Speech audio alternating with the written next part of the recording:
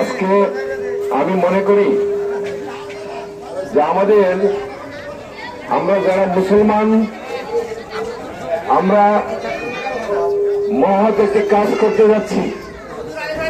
আমরা যে কাজটি করতে যাচ্ছি, কাল কিয়ামতের মাঠে যদি আমাদের জীবনের কোনো কিছুই যদি কবুল না হয়, তাহলে আল্লাহ পাককে অন্তত আমরা এই কথা বলতে পারবো যে আল্লাহ, তোমার ঘর তৈরির কাজে আমরা সেদিন শরীক ছিলাম, তোমার ঘরের ছাদ তৈরির কাজে আমরা সেদিন হাজির ছিলাম।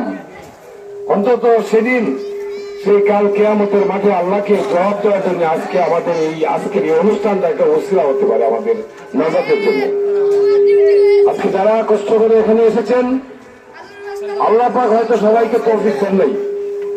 কান্দুলিয়া গ্রামের হাজারো হাজারো মানুষ, পার্শ্ববর্তী গ্রাম সেলিমপুর, রাজশাহী, কান্দুলিয়া, কাজলা, ভালো কাজ করার জন্য আল্লাহ পাক সবাইকে তৌফিক দেন না।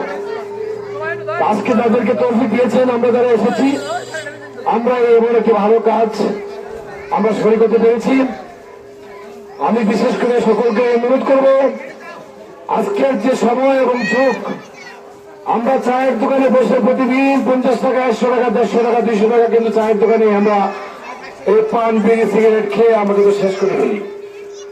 সেই অবান্তর বাজেট থেকে যদি আমরা আমাদের সেই আখিরাতের কথা চিন্তা করে, আমাদের পরবর্তী জীবনের কথা চিন্তা করে এই মসজিদটি উন্নয়ন কর্মকাণ্ডের জন্য আমরা যদি কিছু বাজেট রাখি, আমরা সকলেই যদি কিছু কিছু করে সহযোগিতা করি, তাহলে এই মসজিদটি একটা পূর্ণাঙ্গ রূপে আপনাদের একটা ভালো মসজিদ এই সড়কের পাশে, এবং এই রাস্তাটিও আপনারা অনেকেই জানেন, অনেকে জানেন না, আগামী অক্টোবর নভেম্বর মাসে আপনাদের এই রাস্তাটি পরিপূর্ণভাবে আপনাদের রাস্তাটি আবার নতুন করে হচ্ছে।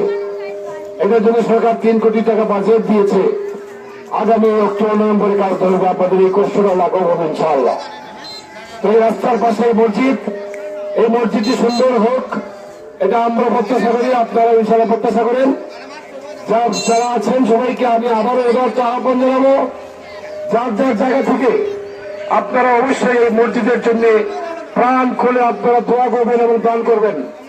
এই মসজিদের সার্বিক সহযোগিতার জন্য যারা এখানে পরিচালনায় যারা আছেন, যাদের অতীব কষ্টের মাধ্যমে এই আজকের এই মসজিদ প্রতিষ্ঠিত হয়েছে, আল্লাহর ঘর প্রতিষ্ঠিত হয়েছে, আমি তাদেরকে ধন্যবাদ জানাই।